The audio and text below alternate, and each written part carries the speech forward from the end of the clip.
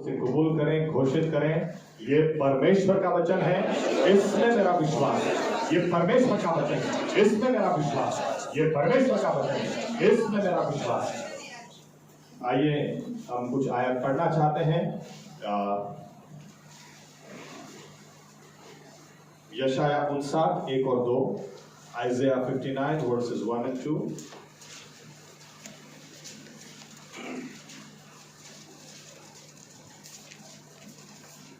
જુઓ, યહોવાનો હાથ એટલો ટૂંકો થઈ ગયો નથી કે તે બચાવી ન શકે, અને તેનો કાન એવો મંદ થયો નથી કે તે સાંભળી ન શકે, પણ તમારા અપરાધો તમારી ને તમારા દેવની વચમાં ભિન્નતા કરતા આવ્યા છે, અને તમારા પાપોએ તેનું મુખ તમારી તરફથી એવું ફેરવી નાખ્યું છે કે તે સાંભળી નહીં। दूसरा भाग पढ़ेंगे, पहला पत्रस 2 और 21। पहला पत्रस 2 और 21, 1 Peter chapter 2 verse 21।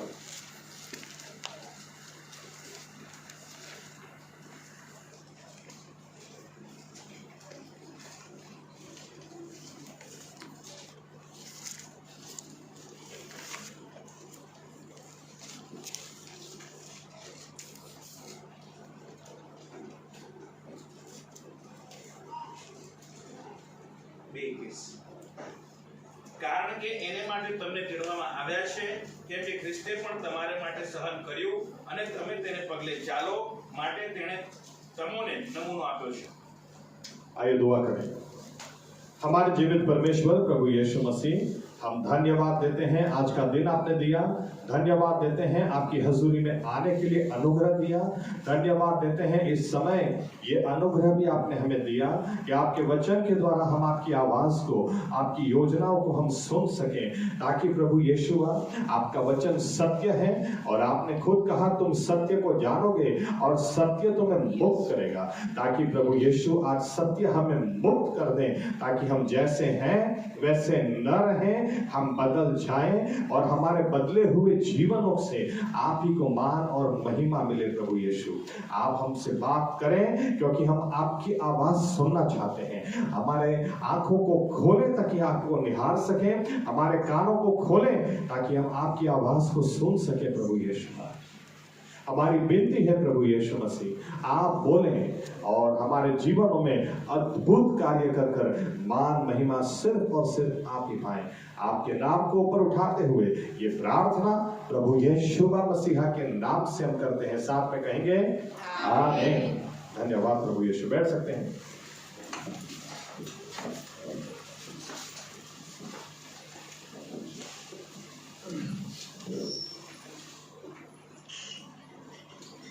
ओके, बहुत इंपॉर्टेंट एक बात आज हम वचन से देखना चाहते हैं।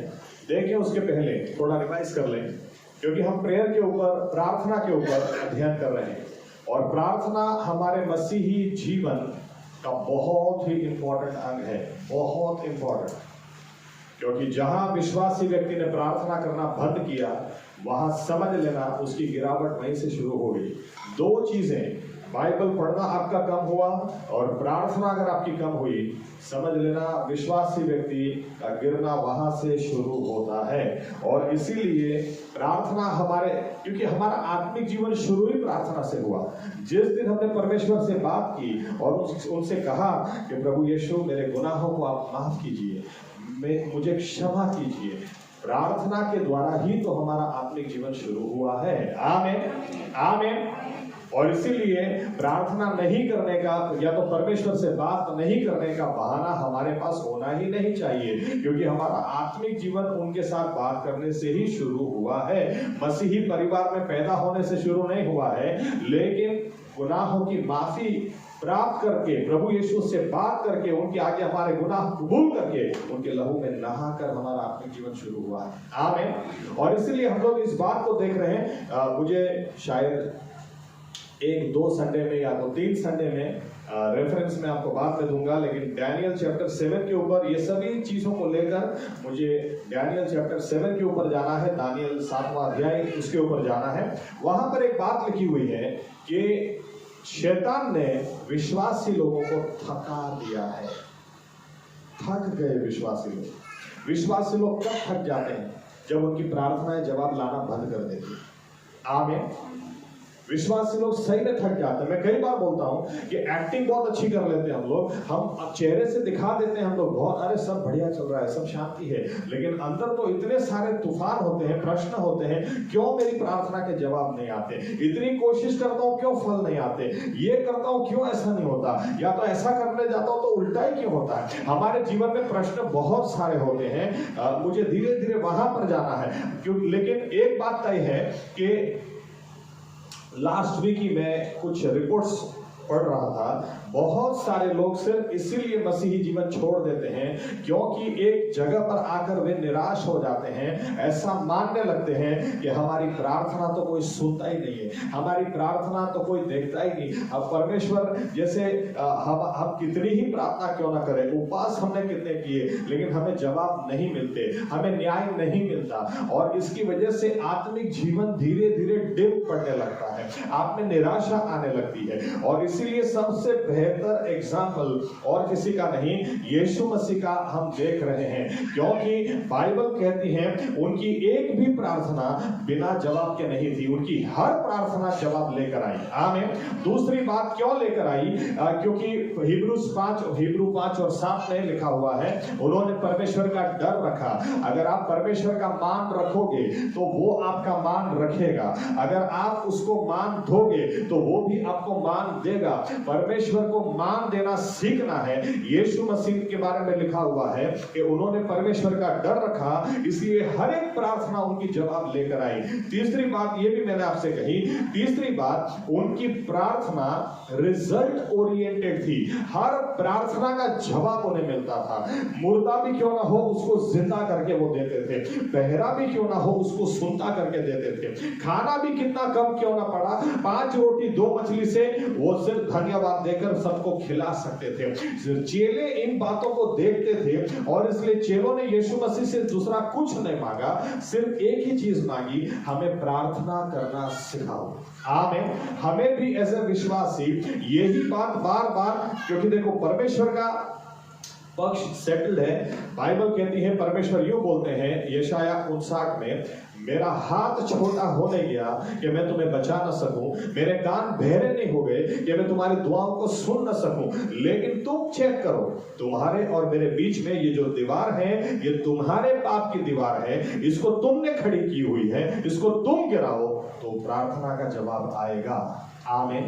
यानी परमेश्वर क्या बोलते हैं, यहोवा परमेश्वर यहां पर बोलते हैं मेरे साइड से तो कोई प्रॉब्लम ही नहीं है, अगर तुम्हारी प्रार्थना का जवाब नहीं आता है या तो तुम्हारी प्रार्थना के जवाब रुके पड़े हैं तो मेरी साइड से कोई प्रॉब्लम नहीं है, जो प्रॉब्लम है तुम्हारी साइड से तो उसको सुधारो, जवाब आएगा।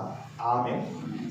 और इसीलिए हम यीशु मसीह को भी देखते हैं, अगर परमेश्वर को प्रार्थनाओं का जवाब देना ही ना हो तो वो क्यों सामने से कहेंगे मांगो तो तुम्हें मिलेगा, जो मांगता है उससे मिलता ही है। क्यों यीशु मसीह कहेंगे, लूक 18 और 1, लास्ट संडे हमने देखा लूक 18 और 1, बाइबल कहती है यीशु मसीह ने उदाहरण दिया और उदाहरण देते हुए कहा कुछ भी हो जाए प्रार्थना करना बंद मत करना, do not forsake prayer, praying। Gujarati में लिखा प्रार्थना करवा कायर नहीं थता पड़तू ने मुक्ता, कभी भी प्रार्थना करना बंद नहीं करना। ऊपर से यीशु मसीह क्या बोलते हैं कि अगर एक विधवा अन्यायी न्यायाधीश के पास से बार बार उसका दिमाग खा जाने की वजह से अगर वो न्याय लेकर आ सकती है तो तुम जो दिन रात परमेश्वर के आगे उसको पुकारते हो, क्या मेरा आसमानी पिता जवाब नहीं देगा? यीशु मसीह उल्टी बात करते हैं। यीशु मसीह अगर प्रार्थना का जवाब उनको देने की इच्छा ही ना हो, प्रार्थना का जवाब परमेश्वर की योजना में हो ही नहीं, तो क्यों हमको सिखाएं कि प्रार्थना करना बंद मत करना? बात यही है कि परमेश्वर प्रार्थना का जवाब देना चाहते हैं। आमीन।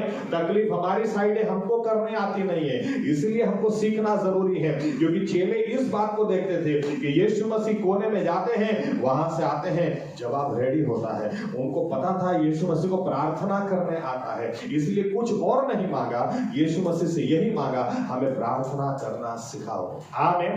दूसरा उदाहरण यीशु मसीह यूं भी देते हैं लूक 11 में कि आधी रात को एक घर पे मेहमान आए हैं, व्यक्ति के घर में खाना नहीं है, तो वो पड़ोसी के पास जाता है और उसको बोलता है खाना दो। वो आदमी अंदर से आवाज देकर बोलता है, अभी मैं खड़ा नहीं हो सकता क्योंकि मेरे बच्चे सोए हुए हैं, वो मेरे साथ सोए हुए हैं, अगर मैं उठूंगा तो वे उठ जाएंगे। आई एम सॉरी, लेकिन इस समय में तुम्हें खाना नहीं दे सकता। यीशु मसीह आगे बोलते हैं, फिर भी ये आदमी हटता ही नहीं है। ये आदमी दरवाजा खटखटाया जाता है, विनती करे जाता है, बोलता नहीं तुमको देना ही पड़ेगा, मुझे रोटी देनी ही पड़ेगी, क्योंकि मेरे घर में जो मेहमान आए हैं उनको भूखा और प्यासा मैं वापस नहीं भेज सकता, उनको भूखा मैं नहीं रख सकता। यीशु मसीह आगे बोलते हैं कि ये पड़ोसी है इसलिए नहीं, दोस्त है इसलिए नहीं, लेकिन उसके आग्रह की वजह से, बार बार उसकी विनती की वजह से ये आदमी रात को उठेगा और वो अपने पड़ोसी को रोटी देगा। फिर यीशु मसीह बोलते हैं, उसी तरह से अगर तुम उसके बेटे हो, वो परमेश्वर के पास तुम मांगोगे तो क्या वो पवित्र आत्मा तुम्हें नहीं देगा? क्या तुम्हें नहीं देगा? आग्रह के साथ प्रार्थना करना सीखो। आमीन। पर बाइबल जब हम पढ़ते हैं तो परमेश्वर तो हमको प्रार्थना करने में ऊपर से उत्तेजन देते हैं। क्यों देंगे अगर उनको जवाब ही ना देना? लेकिन बाइबल का परमेश्वर वो आज भी दिखाना चाहता है, उसका हाथ सही में छोटा नहीं हो गया, उसके कान अभी भी बहरे नहीं हो गए। इसके लिए वो प्रार्थनाओं के जवाब देना चाहते हैं, लेकिन वो चाहते हैं हम सीखें, हम सुधर जाएं। आमीन। होशिया 4:6 परमेश्वर की फरियाद है, मेरे लोग ज्ञान के अभाव की वजह से नाश में जाते हैं। आज तकलीफ ये है कि My people perish for the lack of knowledge। आज मसीह लोगों के पास ज्ञान ही नहीं है। जब ज्ञान ही नहीं है तो परमेश्वर उदाहरण के तौर पर यहोशुआ बोलता रहा कि प्रभु हमें क्यों यरदन से इस पार लाया, क्यों हमें इस पार लाया, हम तो यहाँ पर हार गए, अब कनान में जाएंगे तो लोग क्या कहेंगे, तेरे नाम का भी अपमान हो जाएगा। परमेश्वर बोलता तू खड़ा हो जा, दूसरी बातें मत कर, खड़ा हो, और तुम्हारे बीच में किसी ने पाप किया है, पहले उस पाप को हटाओ। जब तक तुम्हारे और मेरे बीच में पाप रहेगा तुम जीत नहीं सकते।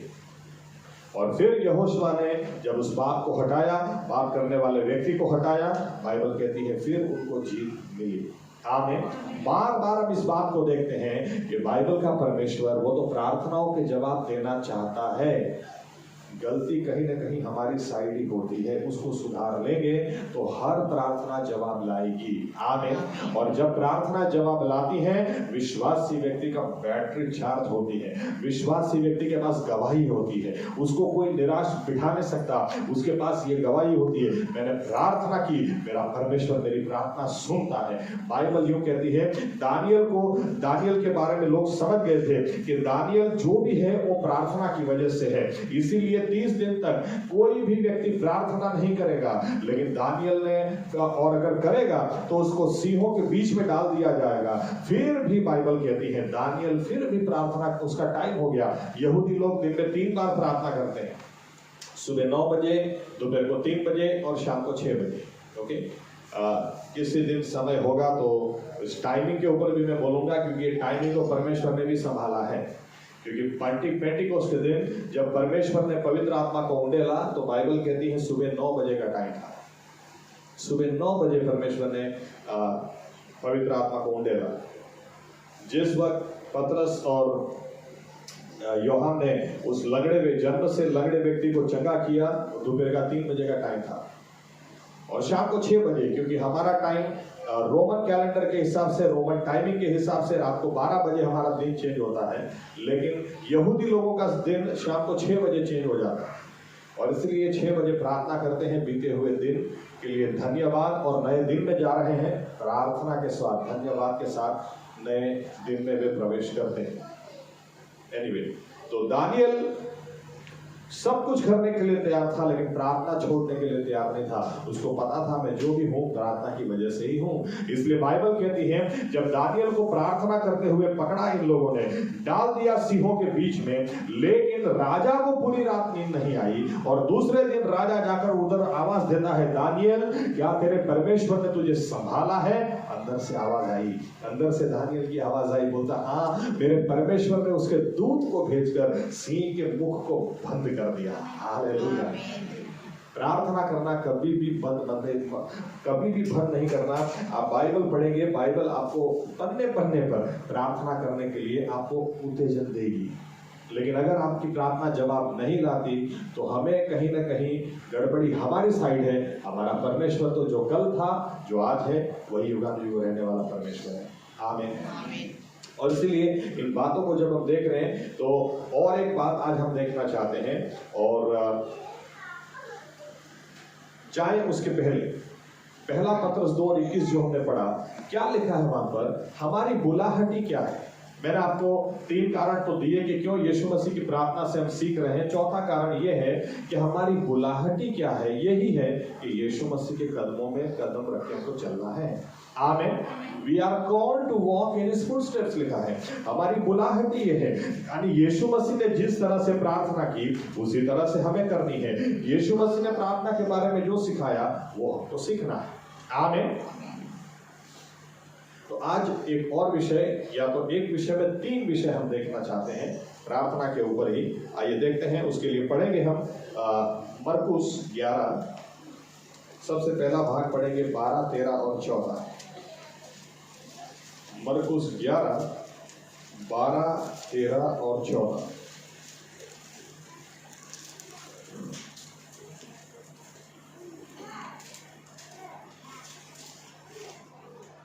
અને બીજે દહાડે તેઓ બેતનિયામાંથી નીકળી આવતા પછી તે ભૂખ્યો થયો અને એક અંજીરી જેને પાંદડા આવ્યા હતા તેને આગેથી જોઈને તે તેની પાસે ગયો કે કદાચ તેને તે પરથી કંઈ મળે, અને તે તેની પાસે આવ્યો ત્યારે પાંદડા વિના તેને કંઈ મળ્યું નહીં, કેમ કે અંજીરોની ઋતુ નહોતી. અને ઈશુએ તેને કહ્યું કે હવેથી કોઈ તારા પરથી કદી ફળ ન ખાવ, અને તેના શિષ્યોએ એ સાંભળ્યું. ओके, अब यहां पर ऐसा लिखा हुआ है कि यीशु मसीह अपने चेलों के साथ एक जगह पे जा रहे थे और रास्ते में उनको भूख लगी।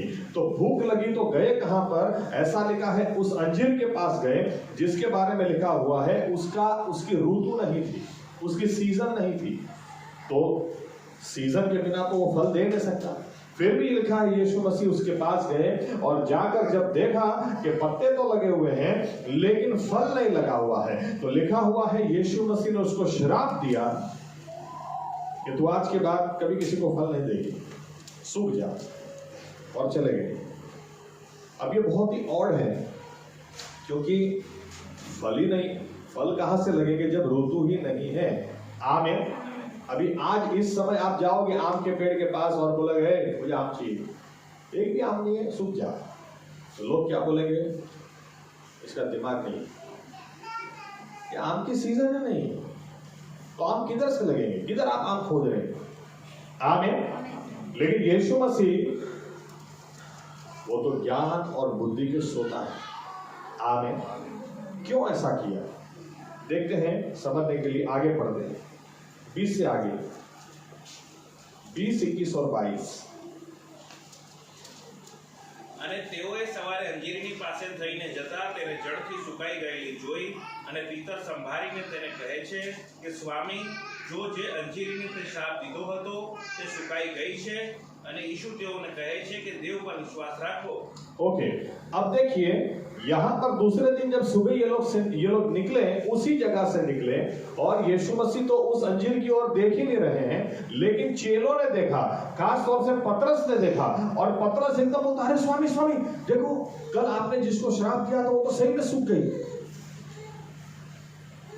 यीशु मसीह ने तुरंत ही बोलना स्टार्ट कर दिया, परमेश्वर पर विश्वास रखो, और 3 बातें उनको सिखाई। वो 3 बातें हम देखना चाहते हैं। सबसे पहली बात, जब ऋतु ही नहीं है तो क्यों आपने उसको श्राप दिया? क्यों आपने चाहा कि वो आपको फल दे? ऋतु ही नहीं है, सीजन नहीं है। आमीन। क्यों?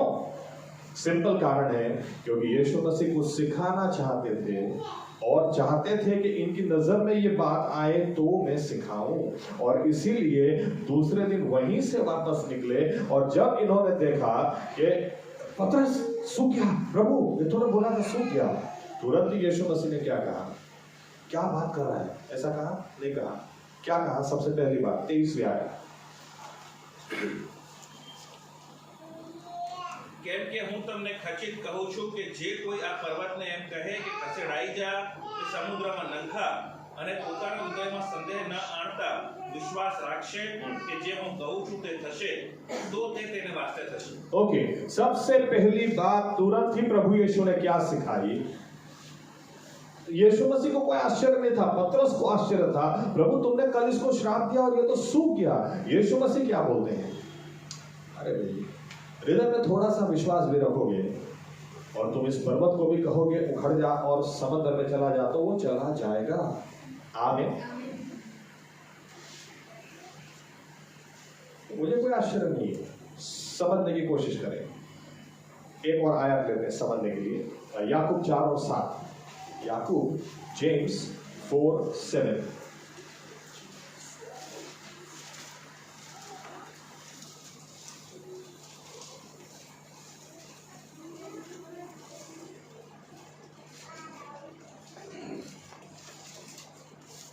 માટે તમે દેવને આધીન થાઓ પણ શૈતાનની સામા થાઓ એટલે તે તમારી પાસેથી નાસી જશે. ओके, अब प्रार्थना में हमको थोड़ा विजडम चाहिए या थोड़ी बुद्धि चाहिए.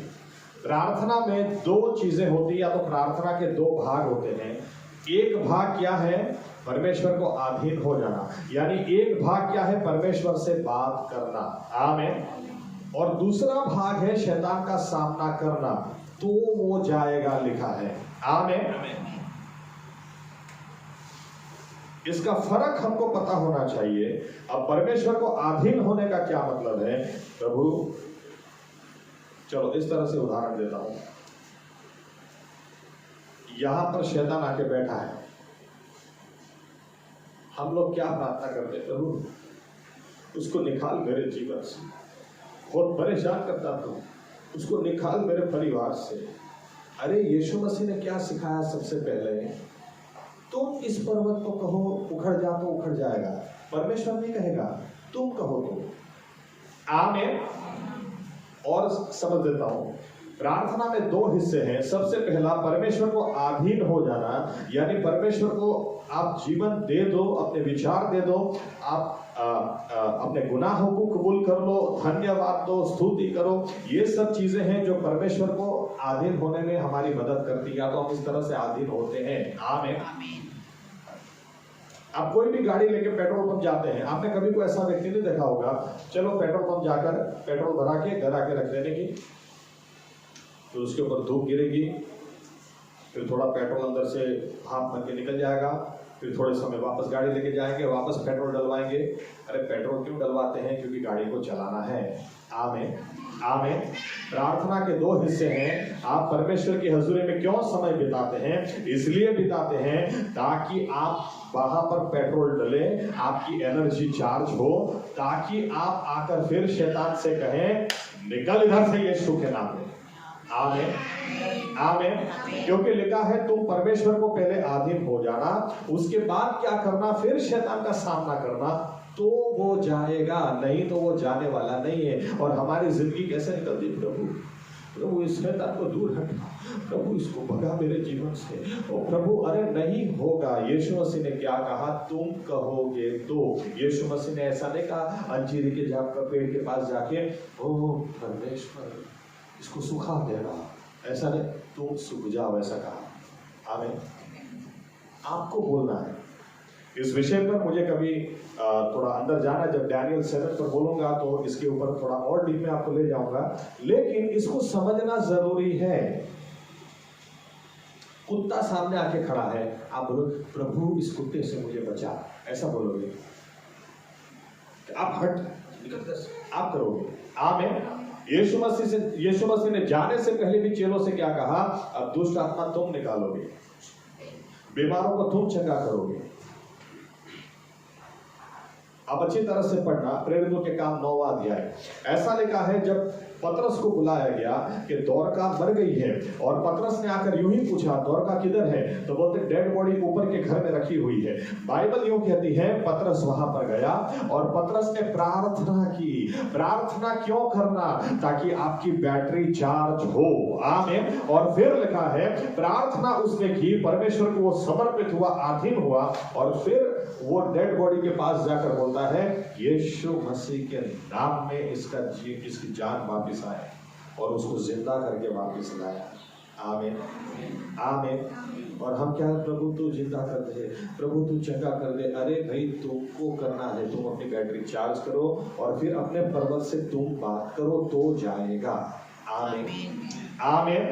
अगर तुम इस पर्वत को कहोगे, और हम क्या करते हैं पर्वत के आगे उपवास प्रार्थना, प्रभु इस कर्जे से मुझे निकाल दो, प्रभु मुझे एक सफल व्यक्ति बना दो, प्रभु मेरी तो शादी नहीं होती है, इस पर्वत को हटा दो, प्रभु मेरे तो 10 साल हो गए बच्चा ही नहीं होता है, इस पर्वत को हटा दो।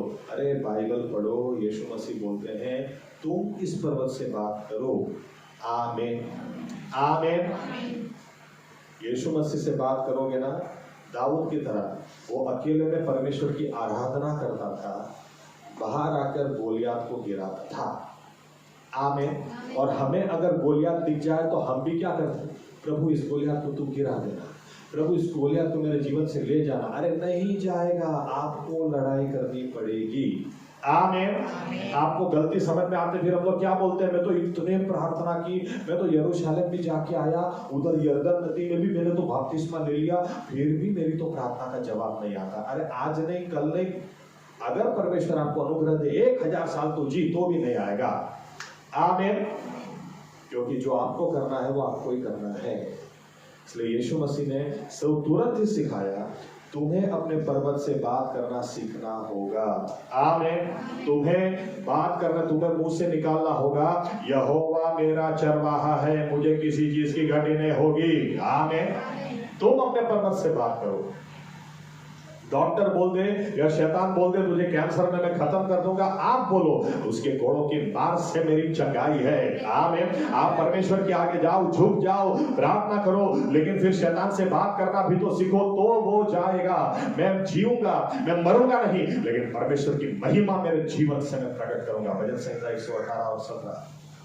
आमीन। आपका जो पर्वत है, आपका जो प्रश्न है, आपके सामने जो असंभव सी बात है, उससे आपको बात करनी है। आमीन आमीन।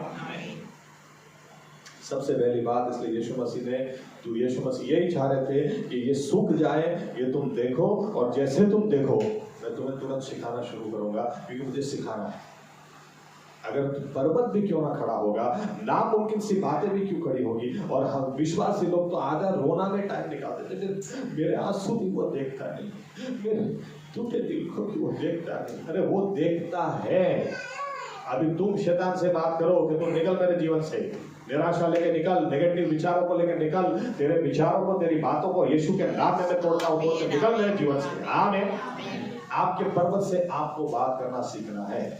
आमीन। ये भी बता दूं, डायरेक्ट बात करने मत चले जा, पहले बैटरी तो चार्ज करो।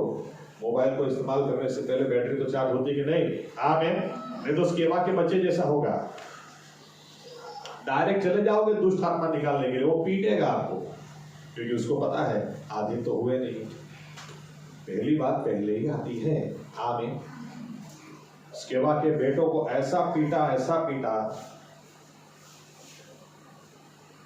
मैं हमेशा कल्पना करता हूँ, पहली बार निकालने गए थे, सूट बूट पहन के गए होंगे, 7 भाई, उधर से निकला भागने का, नंगे भागे, वो दुष्ट आत्मा ने कपड़े भी उनके उतार दिए और ऐसा पीटा लिखा है। क्योंकि दुष्ट आत्मा ने क्या कहा, पौलुस को जानते हैं, यीशु को भी जानते हैं, तुमको नहीं जानते हैं। आमीन। इसलिए सबसे पहले अधीन हो जाना, उसके बाद शैतान का सामना करना, लेकिन वो करना जरूरी है। और हम लोग बस अधीन हो जाते हैं, लेकिन बाइबल अच्छी तरह से पढ़ें। एक बहुत अच्छी कहावत है, अपने पर्वत, प्रभु यीशु को ये नहीं बताओ कि आपका पर्वत कितना बड़ा है, पर्वत को ये बताओ कि मेरा परमेश्वर कितना बड़ा है। आमीन आमीन। अपने पर्वत से खुद बात करना सीखो, डेफिनेटली जवाब आएगा, क्योंकि यीशु मसीह का शिक्षा है। आमीन। दूसरी बात, 24वीं आयत, दूसरी बात क्या सिखाई? हाँ, मार्क 11।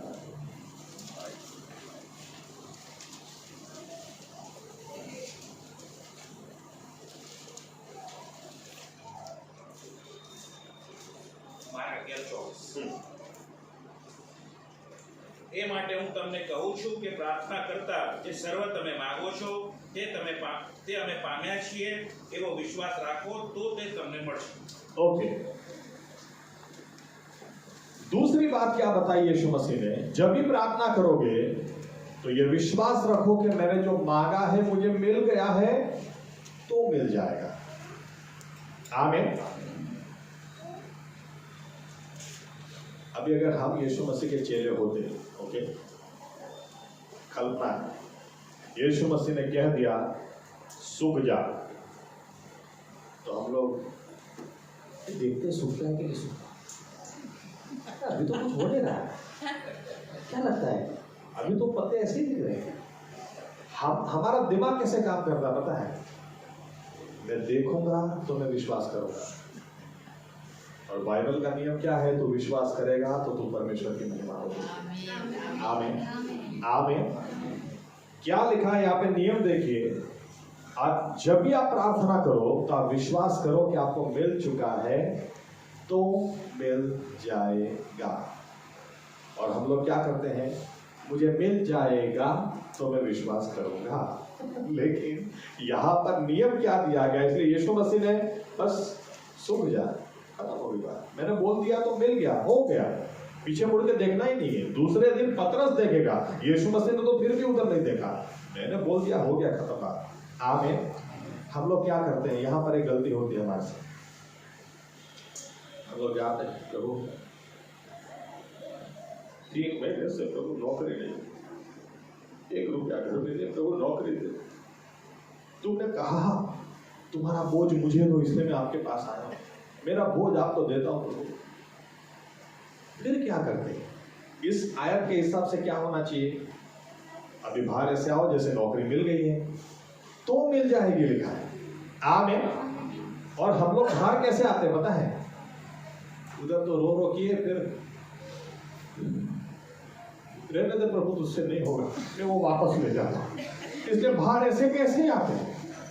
और फिर क्या बोलते, हमने इतनी प्रार्थना की, आप नहीं मानोगे, इतनी प्रार्थना की, हर हफ्ते 3 दिन उपवास किया, 10 किलो वजन कम हो गया, लेकिन नौकरी नहीं. अरे नहीं मिलेगी. नियम क्या है, नियम को देखें. आमीन.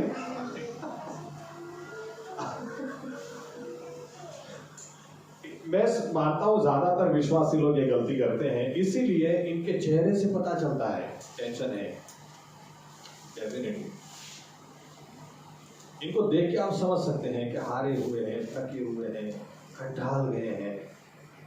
और जब बोलते धन्यवाद, तो प्रभु मेरा बोझ आप ले लेते हैं इसलिए मैं आपको धन्यवाद देता हूं.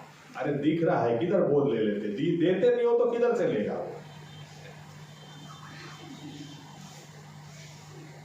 नहीं प्रभु उसको तो क्या है, मुझे ही ठीक करना पड़ेगा, वो तुमसे नहीं होगा, उसको तो मैं छोड़ने वाली नहीं, वो तो मुझे ही करना पड़ेगा. लेकिन यीशु मसीह ने क्या कहा, जब भी प्रार्थना करो तो विश्वास करो, जो मांगा है मिल चुका है. आमीन. मिल चुका है तो मिल जाएगा. मैं 2 उदाहरण देता हूँ और समझाने के लिए. एक पास्टर चर्च में प्रीच कर रहे थे, प्रीच करते करते वहीं पर उनको एकदम से पार्किंसंस का, गुजराती में बोलते हैं कंपारी, ओके, उसका अटैक आ गया और गिर गए. और बहुत बुरा अटैक था, इतना बुरा कि उसके बाद वो बेड रिडन हो गए, पथारी वर्ष आपने कही. 19 साल बहुत लंबा समय होता है, बहुत लंबा समय. और 19 साल से वो बिस्तर में थे. एक दिन उनकी वाइफ उनके पास सुबह सुबह जाती है और बोलती है, सुनिए बेनीहीन हमारे शहर में आए हैं, तो मैं चाहती हूँ आज हम आपको प्रार्थना करने ले जाते हैं और बेनीहीन आपके लिए प्रार्थना करेंगे, आपको जरूर चंगाई मिलेगी.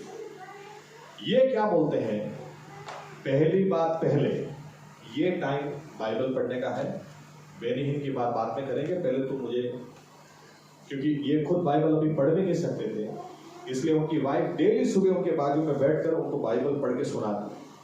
तो इन्होंने कहा अभी बाइबल पढ़ने का टाइम है, मुझे बाइबल पढ़ के सुना, बाद में बेनीहीन की बात बाद में करें.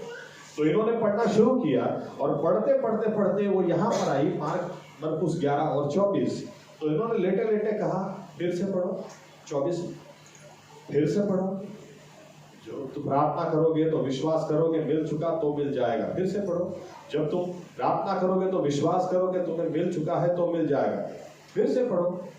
थोड़ी देर के बाद बोलते हैं अरे बाप रे, एक काम करो, मेरे अच्छे से अच्छे कपड़े अलमारी में से निकालो, वहां पर सामने रखो, तुम बाहर ब्रेकफास्ट रेडी करो, आज मैं खुद उठूंगा, मैं खुद नहाऊंगा, खुद रेडी होऊंगा और तुम्हारे साथ उधर बाहर बिस्तर पे बाहर टेबल पे ब्रेकफास्ट करूंगा।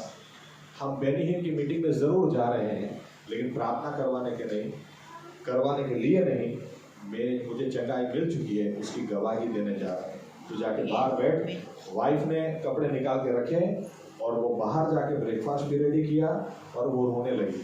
उनको लगा ये गया, मरने से पहले बावरा हो गया लगता है, ऐसी ऐसी बात कर रहा है, 19 साल से ठीक नहीं हुआ और आज कैसी बात कर रहा है। तो वो बाहर रो रही थी कि कहीं थोड़ी देर के बाद मैं अंदर जाऊं और उसकी डेड बॉडी ना देखने को मिले। वो प्रार्थना कर रही थी, रो रही थी, लेकिन थोड़ी देर में दरवाजा खुला और ये फर्स्ट क्लास रेडी होके आए, चलो खाना खा। वाइफ उसको देख के रो पड़ी, चिल्लाई, ऐसा कैसे हो सकता है 19 साल के बाद। ये आदमी क्या बोलता है, आज मुझे ये वचन समझ में आया। हम लोग 19 साल से चंगाई मांग करते हैं, लेकिन कभी चंगाई की प्रार्थना के बाद मैंने हाथ पैर तो हिलाए ही नहीं। अगर आज जब तुमने पढ़ा तो मुझे एकदम से स्ट्राइक हुआ कि मुझे पहले विश्वास करना जरूरी है कि मैं चंगा हो चुका हूं। तो चंगा आदमी चलता है, दौड़ता है, खुद नहाता है, खुद तैयार होता है। इसलिए मैंने तुम्हें पहले ही कह दिया, जब मैंने तुमसे कहा तभी मेरे हाथ पैर हिलते नहीं थे। तुम बाहर गई, उसके बाद मैंने हाथ पैर हिलाना कोशिश की तो मुझे तो कुछ था ही नहीं, मैं तो कंप्लीटली चंगा हो गया। मैंने तुम्हें जो कहा था वही अब हम करेंगे। चलो बेनिहीन की मीटिंग पे जाएंगे, प्रार्थना करवाने के लिए नहीं, मुझे चंगाई मिली वो गवाही देने के लिए। आप प्रार्थना करते हैं तो विश्वास रखो कि आपको मिल चुका है तो मिल जाएगा। आमीन आमीन। और एक गवाही देता हूं। अभी कई बार हम पास्टर लोग भी फंस जाते हैं इस तरह से कि बोल तो देते हैं, कई बार फिर यही सिचुएशन हमारे सामने आती तो क्या होता है। मेरे साथ अभी हुआ नहीं ऐसा, लेकिन एक पास्टर का उदाहरण इसलिए ऐसा बोल रहा हूँ। ऑस्ट्रेलिया की बात है। ऑस्ट्रेलिया में एक बार चर्च में पास्टर साहब ने संदेश दिया इसी विषय पर, विश्वास रखो प्रभु ने तुमको चंगा कर दिया तो हो जाओगे, विश्वास रखो तुम्हारा कर्जा उतार दिया तो उतर जाएगा, विश्वास रखो। अब नेक्स्ट संडे एक बहन आकर बोलती है गवाही के दरमियान, मैं प्रभु यीशु को धन्यवाद देती हूँ, उन्होंने मुझे कैंसर से छुटकारा दिया। अब इधर ही कैंसर की बड़ी गांठ होती है, वो अभी भी दिख रही है, और ये बहन आकर बोलती है मैं धन्यवाद देती हूँ प्रभु तुमने मुझे चंगाई दी। सभी लोग सोचने लगे कि क्या बात कर रही है, दिख रहा है। वो जाके बैठ गई। दूसरे रविवार को वापस आके बोलती प्रभु यीशु को बहुत बहुत धन्यवाद, मुझे डॉक्टर ने बोला था तो जिंदा नहीं रहेगी, यीशु मसीह ने मुझे चंगाई दे दी। दूसरे संडे ऐसा हो गया तो कुछ लोगों ने पास्टर साहब को घर पे फोन किया और कहा कि पास्टर साहब ये क्या नाटक अपने चर्च में चल रहा है, आप भी कुछ बोलते नहीं, इतनी बड़ी गांठ इधर लेके आते बोलती चंगाई मिल गई। तो पास्टर साहब ने बोला आप लोगों की बात सही है, अगर इस संडे खड़ी हुई ना तो मैं इसको बोलने वाला हूँ। तीसरे संडे वो बहन वापस खड़ी हो गई, होकर बोलते प्रभु यीशु को मैं धन्यवाद देना चाहती हूँ कि मेरे कैंसर से प्रभु यीशु ने छुटकारा दिया। तुरंत पास्टर बोलते हैं बहन ये क्या 3 हफ्ते से नाटक लगा रखा है, सबको दिखाई देती तुम्हारी कैंसर की गांठ और तुम बोलती हो परमेश्वर ने तुमको चंगाई दिया। वो बहन बोलती है किधर है, मुझे तो नहीं दिखाई देती, आपको किधर दिखाई देती, आपने तो संदेश दिया था 4 इतवार पहले कि विश्वास करो कि तुम्हें चंगाई मिल गई है तो मिल जाएगा, किधर है, मुझे तो किधर गांठ दिखाई नहीं देती, आपको किधर दिखाई देती है। ये जब बोल रही थी, बोलते बोलते ही सबके सामने गांठ निकल के गिर गई नीचे, उधर ही चंगी हो गई पूरे चर्च के सामने। पास्टर भी सर खुजाने लगे, यार सही बात है मैंने ही सिखाया था, लेकिन मुझे ही समझ में नहीं आया। आप विश्वास करो, आप चंगे हो चुके हैं तो हो जाओगे। आमीन आमीन। अमेरिका में ये एग्जाम्पल मैं कई बार देता हूँ। वैसे अमेरिका का खाना ज़्यादातर आप मैकडोनल्ड्स में भी खाओ या ऐसी रेस्टोरेंट्स में खाओ, मुझे लगता है KFC में भी इधर जो स्पाइसेस डालते हैं मुझे नहीं लगता अमेरिका में डालते होंगे, क्योंकि वो लोग फीका ही खाते हैं। स्पाइसी तो हम लोग खाते हैं।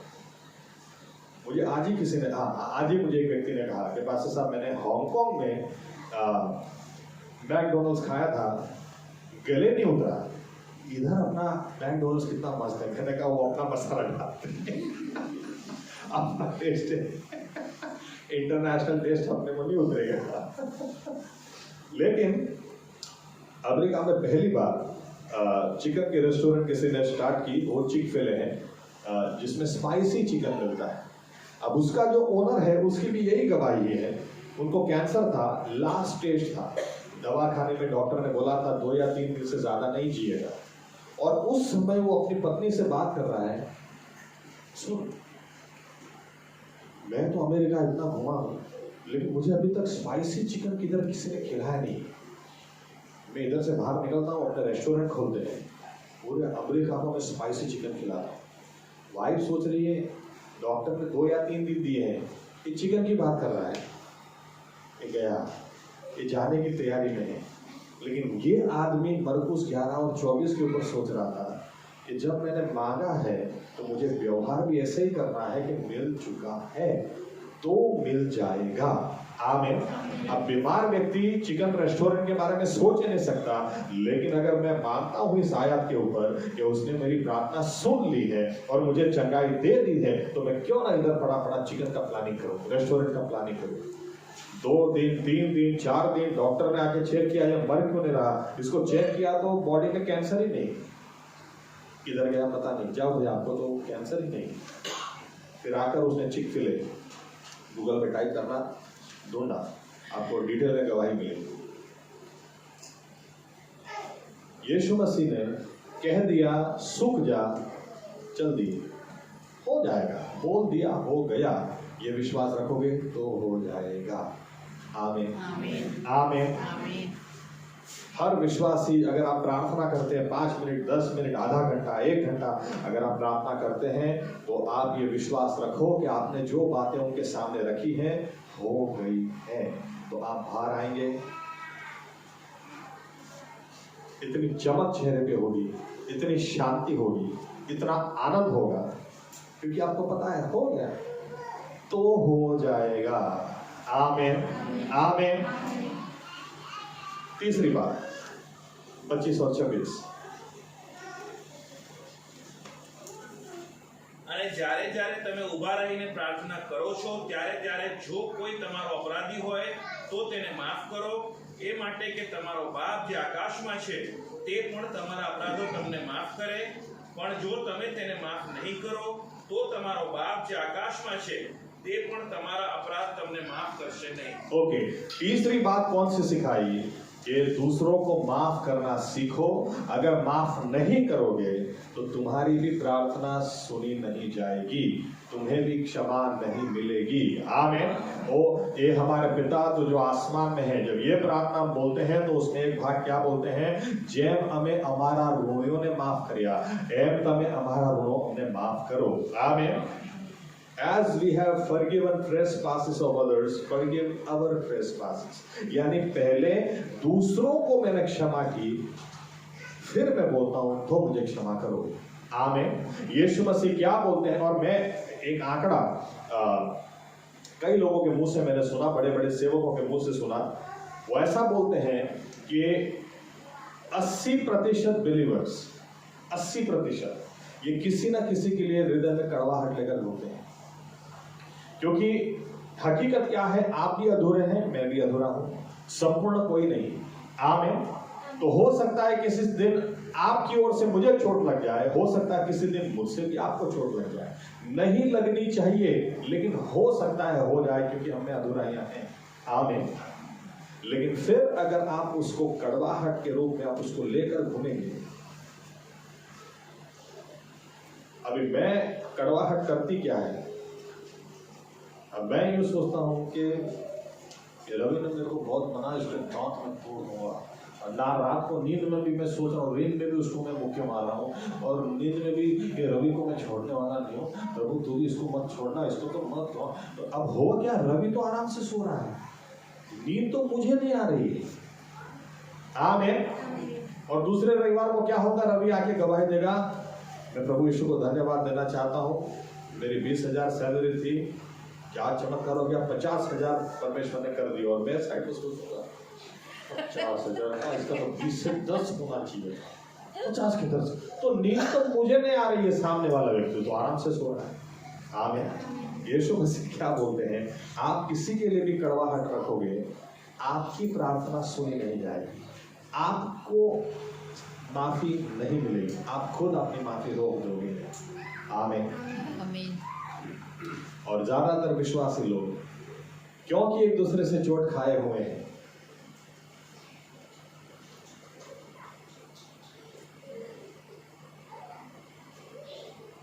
चलो इस तरह से बोलता हूं, अभी पत्ते हैं लेकिन फल नहीं लगे क्योंकि फल की सीजन नहीं थी, लेकिन उसके पहले ही ये पौधा सूख गया। आमीन। विश्वासी लोगों का भी ऐसा ही है। हर विश्वासी, मैं तो बार बार कहता हूं, हमारे चर्च में हम किसी को भी एज ए चर्च मेंबर नहीं देखते हैं। हम चाहते हैं हर व्यक्ति परमेश्वर की सेवकाई के लिए तैयार हो। हर व्यक्ति को हम भविष्य में सेवक या सेविका के रूप में हम देखते हैं। आमीन। और इसीलिए संदेश भी हमारे इस तरह से देना चाहते हैं कि उसके द्वारा लोग सेवकाई के लिए रेडी हो। लेकिन कड़वाहट, किसी को नहीं माफ करना, ये ऐसी बात है कि पत्ते तो लगे हुए हैं लेकिन फल आने से पहले ही पौधा मर जाएगा। आज कितने सारे विश्वासी लोग, उनके अंदर म्यूजिशियन हैं, बहुत अच्छे म्यूजिशियन हैं, अच्छा म्यूजिक देंगे, बहुत अच्छे राइटर्स हैं, बहुत अच्छे प्रचारक हैं, बहुत अच्छे काउंसलर्स हैं, किसी के अंदर प्रॉफिट बैठा हुआ प्रबोधक है, किसी के अंदर प्रबोधिका है, बहुत सारे सेवकाइयों को लेकर हम बैठे हैं, लेकिन किसी न किसी के लिए की कड़वाहट वो सेवकाई को खत्म कर देगी, फल लगने से पहले ही खत्म कर देगी। इसलिए हमारा फर्ज है, यीशु मसीह ने तीसरी बात यही सिखाई, अगर कभी भी प्रार्थना करोगे तो सबसे पहले ध्यान में रखोगे, किसी के लिए तो दिल में लेकर नहीं बैठे, क्योंकि लेकर बैठोगे तुम्हारी प्रार्थना का जवाब नहीं मिलेगा।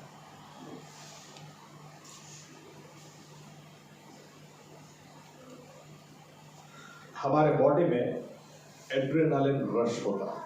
ओके, अगर आपको कहा जाए इतनी ऊंची दीवार को आप कूद जाओ, आप बोलोगे मैं नहीं कूद सकता। लेकिन अगर कुत्ता पीछे दौड़ेगा तो हो सकता है एक कोशिश में इधर से उधर। तो कुछ हालात ऐसे होते हैं कि हमारी बॉडी में एड्रेनालिन सीक्रेट होता है ब्लड में, उससे एकदम हमको एनर्जी मिल जाती है कुछ समय के लिए, कुछ क्षण के लिए। तो ये एड्रेनालिन हमारी बॉडी में वापस एब्जॉर्ब हो जाता है।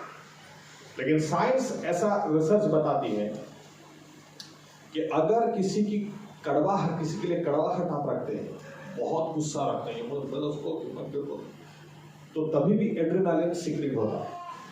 आपने महसूस किया होगा, ओके, नहीं किया हो तो अच्छी बात है, लेकिन किया होगा कि कई बार गुस्सा इतना आ जाता है कि उस वक्त कंट्रोल करना बहुत मुश्किल लगता है, क्योंकि एक्चुअली एड्रेनालिन सीक्रेट हो गया बॉडी में।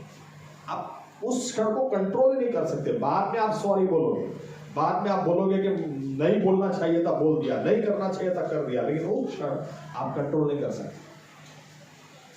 साइंस ऐसा सिखाती है कि जब गुस्से या कड़वाहट में जो एड्रेनालिन हमारे बॉडी में रिलीज होता है, वो फिर खून में वापस एब्जॉर्ब नहीं होता। कुत्ता पीछे दौड़ेगा, एक्साइटमेंट, डर, उस वजह से जो एड्रेनालिन सीक्रेट होता है वो वापस एब्जॉर्ब हो जाता है। लेकिन अगर बहुत गुस्सा किसी के खिलाफ, बहुत कड़वा है, वो एड्रेनालिन जो सीक्रेट होता है वो वापस एब्जॉर्ब नहीं होता, वो जाकर जॉइंट्स में जमा होना शुरू होता है, वहां से आपको आर्थराइटिस शुरू होता है। अगर आप अभी भी कंट्रोल नहीं करते तो 20 साल, ये बहुत धीरे धीरे काम करता है, 20 साल के बाद डॉक्टर आपको बोलेंगे गादी घसई गई है, ओके, जॉइंट्स आपको पेन देने लगेंगे। अगर आप हीलिंग मिनिस्ट्री स्टडी करोगे, जो लोग हीलिंग मिनिस्ट्री में काम करते हैं वो हमेशा प्रार्थना से पहले एक बात पूछते हैं, क्या किसी के लिए कोई कड़वाहट तो लेकर नहीं घूम रहे, उस व्यक्ति को क्षमा कर दो, इसी वक्त परमेश्वर चंगाइएगा। एक उदाहरण देता हूं, 10 साल से एक बहन व्हील चेयर में है और कितने लोगों के पास वो प्रार्थना करने गई, मैं बड़े बड़े नाम देता हूं। वो केनेथ कोपलैंड के पास गई, Kenneth Copeland, Gloria Copeland, husband wife दोनों ने प्रार्थना की, लेकिन उसको चंगाई नहीं मिली। बेनी हिन के पास वो जाकर आई, चंगाई नहीं मिली। बड़े बड़े नाम में बोलूं, वो बड़े बड़े सेवकों ने उनके लिए प्रार्थना की, उनको चंगाई नहीं मिली। आखिर में उस वक्त बड़ा नाम नहीं था, बाद में बहुत बड़ा नाम हो गया, चार्ल्स एंड फ्रांसिस सेंटर, पति पत्नी दोनों साथ में मिनिस्ट्री करते थे। ये उनके पास गई और उनके पास जाकर कहा कि पता नहीं मुझे चंगाई मिलेगी या नहीं, क्योंकि ये सेवक ने प्रार्थना की, इन्होंने की। चार्ल्स और फ्रांसिस सेंटर ने उनसे ये पूछा, नहीं प्रार्थना की बात ही जाने दो, कोई ऐसा व्यक्ति है कि आपके जीवन में जिसको आप माफ ही नहीं कर पा रहे? ये तुरंत ऐसे देगी, बोले उससे इसको क्या लेना देना है। एक व्यक्ति, उस व्यक्ति की वजह से मैं आज व्हील चेयर में हूं, उसको मैं जिंदगी भर माफ नहीं कर सकती। चार्ल्स और फ्रांसिस सेंटर ने कहा, इसी वक्त उनको माफ कर दो, उनको परमेश्वर के हाथ में रख दो। बाइबल कहती है बदला लेने का काम परमेश्वर का है, आपका और मेरा नहीं है। आप माफ कर दो, उसको परमेश्वर के हाथ में रख दो, आप छोड़ दो, दिल से माफ कर दो। लेकिन बिलीवर लोगों में ना बहुत मुश्किल है, विश्वासी लोगों के लिए कुछ बातें बहुत मुश्किल, नहीं उसको तो नहीं। एक बार एक पास्टर साहब ने हमको, वो राजकोट से आए थे और हमारी कॉन्फ्रेंस में उन्होंने एक उदाहरण दिया था। बोलते एक आदमी का बपतिस्मा कर रहे थे लोग, तो जब उसको पानी में जैसे ही डुबाया तो हाथ बाहर निकाल देता था। अरे यार क्या करो, पूरा डूबना जरूरी, हाथ ऐसे करो। पानी में डुबाया तो हाथ वापस निकाल दिया दूसरी बार। पास्टर साहब ने पूछा क्या है भाई, तो क्या बोलता, देखो पास्टर साहब मुझे अभी अभी याद आया कि एक व्यक्ति से मुझे अभी बदला लेना बाकी है, तो मैं पूरा डूब नहीं सकता, इसलिए मैं हाथ बाहर निकाल देता हूं, उसको तो मैं नहीं छोड़ूंगा। विश्वासी लोगों के लिए बहुत मुश्किल है। इस औरत को चार्ल्स एंड फ्रांसिस सेंटर को समझाने में 3 से 4 घंटे लग गए कि आप उनको माफ कर दो तो परमेश्वर चंगाई देगा। कितना बड़ा सेवक प्रार्थना करता है उससे फर्क नहीं पड़ता है, आप उसको जाने दो। आखिर में 3, साढ़े 3 या 4 घंटे के बाद वो औरत रोई और कहने लगी कि प्रभु यीशु ने उसको माफ कर दिया। जब उसकी आंख में आंसू देखे तो चार्ल्स एंड फ्रांसिस सेंटर ने फिर प्रार्थना नहीं की, सीधा उनका हाथ पकड़कर कहा यीशु मसीह के नाम से इसी वक्त चंगी हो गया, और वो व्हील चेयर से उठ गई। 10 साल के बाद यीशु मसीह बोलते हैं, जब भी प्रार्थना करोगे पहले ये सोचो किसी के लिए कड़वाहट तो लेके नहीं घूमे, तुम्हारी प्रार्थनाएं रुक जाएंगी। आमीन आमीन। ये याद रखें, हर कोई अधूरा है, कोई संपूर्ण नहीं है, गलतियां सबसे होती है। किसी दिन मैं यूं कहूं क्या क्यों मुझे छोड़ दी, हो सकता है किसी दिन मुझसे भी आपको चोट लग जाए, लेकिन दिल में लेकर मत घूमे, क्योंकि आपकी प्रार्थना रुक जाती है। आमीन आमीन। और फल लाने से पहले ही पेड़ सूख जाएगा, जबकि परमेश्वर ने हमको चुना इसलिए है कि बहुत सारे फल हमको दिखाने हैं, बहुत सारे फल हमको लाने हैं, इसकी महिमा के लिए। आमीन। तो कुछ भी हो, यहाँ तक कि मत्ती 5 और 22 में भी लिखा कि जब तुम अर्पण देने के लिए जाओगे वहां जाकर तुमको याद आए कि मेरे भाई के खिलाफ मुझे कुछ है, तो अर्पण वहीं पे छोड़ दो, परमेश्वर नहीं एक्सेप्ट करेगा। आप वापस आकर अपने भाई के साथ सुलह कर लो, फिर जाओ, फिर परमेश्वर उसको स्वीकार करेगा। आमीन। बहुत दुख होता है कई बार चर्च में भी,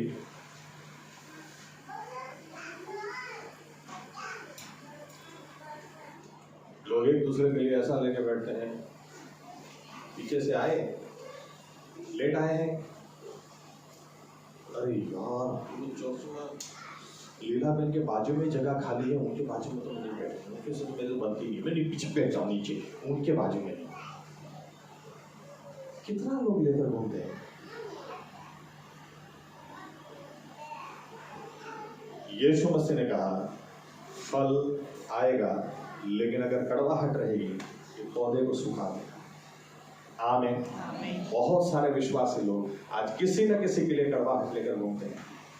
आप और मैं न रखें, याद रखें, चोट आएगी। यीशु मसीह ने कहा ठोकर तो अवशेष, चोट तो आएगी ही, जिसके द्वारा आपकी उसको अफसोस है, आएगी ही, क्योंकि हर कोई अधूरा है।